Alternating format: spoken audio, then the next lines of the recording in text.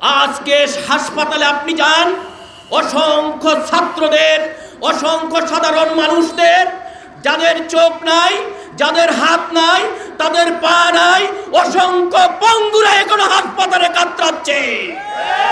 আর একটি মহল এখন কোন জায়গা দখল করবে, কোথায় চাঁদাবাজি করবে, কোন এলাকা দখল করবে, কি করবে তারা আপনার বেহুশ হয়ে পড়ে আছে।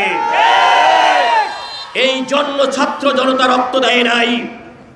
আমরা চেয়েছিলাম ঐক্যবদ্ধভাবে সকল রাজনৈতিক দলের পরামর্শক্রমে আমরা সুন্দর একটি রাষ্ট্র ব্যবস্থা কায়েম করব। ফ্যাসিস্ট সরকার বাংলাদেশের সাংবিধানিক সকল প্রতিষ্ঠান ধ্বংস করে দিয়েছে, শিক্ষা ব্যবস্থা ধ্বংস করে দিয়েছে, স্বাস্থ্য খাত ধ্বংস করে দিয়েছে, নির্বাচন দাফন করে দিয়েছে। আমরা মানুষের ভোটাধিকার প্রতিষ্ঠা করতে চাই। এদেশের মানুষ আর পেশি শক্তি, কালো টাকার বিনিময়ে ভোট দিবে না। ঐক্যবদ্ধভাবেই সেই আন্দোলন গড়ে তুলতে হবে। এই জন্য নিজেদের মধ্যে পান নাই আপনি আমার উপর আব্দুল অত্যাচার করতে, আমাকে আপনারা চাপিয়ে দেওয়া হবে না।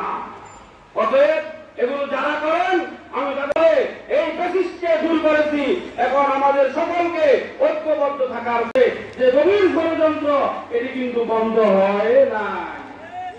উপস্থিত অত্র এলাকার বিভিন্ন শ্রেণী পেশার ভাইরা আমার, বাংলাদেশ একটি স্বাধীন আবার নতুন ভাবে প্রতিগত কায়েম করবে, ঠিক না ভাইরা আমার? প্রতিহত করবো ইনশাআল্লাহ। প্রিয় ভাইরা আমার, এদের বিরুদ্ধে রুখে দাঁড়াতে হলে আমাদেরকে অনৈক্য থাকলে চলবে। যদি আপনি প্রতিষ্ঠিত করতে চান তাহলে আদর্শের নিয়ে আপনারা সামনে, আপনারা পেশি শক্তি এখন ব্যবহার করছেন। আপনারা যদি রাষ্ট্রীয় ক্ষমতায় যান তাহলে